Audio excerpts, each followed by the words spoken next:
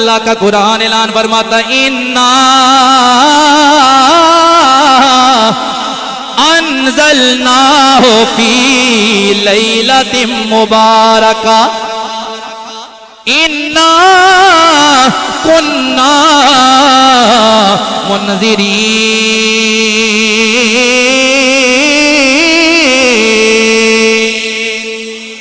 اللہ فرماتا ہے لوگوں میں نے اس قرآن کو اس مبارک رات میں نازل فرمایا۔ مفسرین فرماتے ہیں لوگوں اس رات سے مراد شب برات ہے، شعبان کی 15ویں رات ہے۔ اس رات میں اللہ نے قرآن نازل کیا، لیکن میرے مولا تو نے تو سورہ قدر میں یہ فرمایا ہے اِنَّا أَنزَلْنَاهُ فِي لَيْلَةِ الْقَدْرِ، فرمایا میں نے اس قرآن کو لیلۃ القدر میں نازل فرمایا۔ اے میرے مولا تو ادھر کہہ رہا ہے میں نے اس کو شعبان کی 15ویں رات میں نازل فرمایا۔ مفسرین فرماتے ہیں وجہ یہ ہے جب اللہ نے قرآن کو لوح محفوظ پہ نازل کیا وہ لیلۃ القدر نہیں تھی، وہ شب برات تھی، وہ شعبان کی 15ویں رات تھی۔ اور جب اللہ نے وہ قرآن اپنے محبوب کے سینے میں نازل فرمایا وہ لیلۃ القدر تھی۔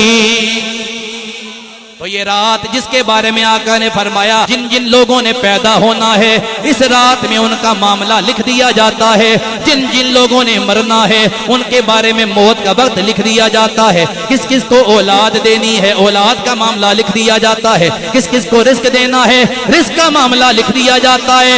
جو جو اللہ عطا فرماتا ہے سارے معاملات سارے فیصلے اس رات میں کر دیے جاتے ہیں۔ اور آقا نے فرمایا اللہ اس رات میں آسمان دنیا پہ نزول فرماتا ہے اور اللہ اعلان فرماتا ہے لوگوں ہے کوئی مجھ سے معافی مانگنے والا میں اس کو معاف کر دوں، ہے کوئی مجھ سے مغفرت مانگنے والا میں اس کے گناہوں کو معاف کر دوں، ہے کوئی مجھ سے روزی مانگنے والا میں اسے روزی عطا فرماؤں، ہے کوئی مجھ سے توبہ کرنے والا اس کی توبہ کو قبول فرماؤں۔